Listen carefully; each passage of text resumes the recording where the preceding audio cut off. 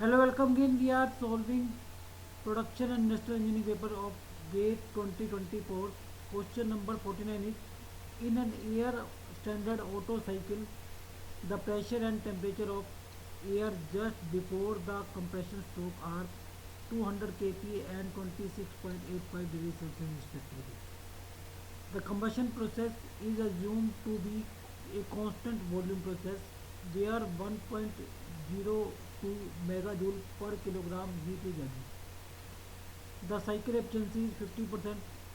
The adiabatic index gamma and specific heat at constant volume CV can be considered to be constant during the process.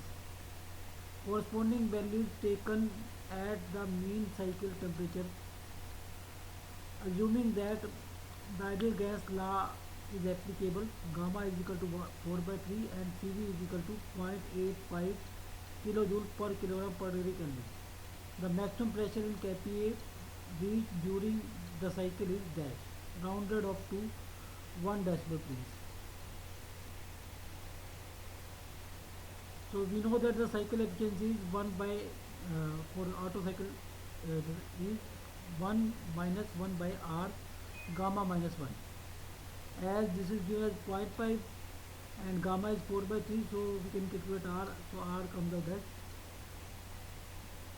8. So compression ratio is 8. So this is your Otto cycle. 1, 2 is your compression, adiabatic compression or isentropic compression. 2, 3 is constant volume heat addition. 3, 4 is adiabatic or isentropic expansion, and 4, 1 is constant volume heat rejection. So compression ratio means V1 by V2. Volume at 1 divided by volume at 2, that is 8. So at the inlet of the compression stroke, pressure is given and temperature is given. So pressure is 200 kPa, and using isentropic relation we have P2 by P1 is equal to V1 by V2 raised power gamma, and V1 by V2 is 8, gamma is 4 by 3, P1 is 200. So P2 comes out as 3200 kPa. So this pressure is 3200 kPa.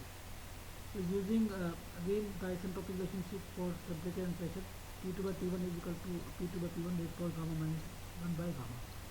So gamma is 4 by 3 and P2 by P1 is 16 because pressure ratio is this pressure is 3200, P2 is 3200 and P1 is 200, so it is 16. So T2 by P1 comes out as 2 and P1 is 26.85 degrees Celsius, or in Kelvin it is 73 plus 26.85. So T2 comes out as 599.7 Kelvin. So but the heat added is given as 1.202 megajoule per kilogram, or we can say 1.02 into 10 power 3 joule per kilogram. So heat is added during this constant volume process. So that formula is CV T3 minus T2. So CV is 0.85 and heat added 1.02 into 10 power 3, and T2 is 599.7, so we can calculate T3. So that comes as 1799.7 Kelvin. So now we can apply the state equation between 2 and 3. 2 is your at the end of compression, and 2 is at the end of compression and 3 is at the end of heat addition. So P3 and 2, 3 is your constant volume process. It means V3 is equal to V2. So P3 V3 by T3 is equal to P2 V2 by T2. So V3 and V2 will cancel out. So T3 is 1799.7 and T2 is 599.7, and P2 is your 3200 kPa.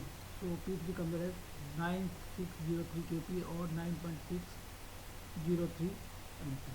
So that is the answer.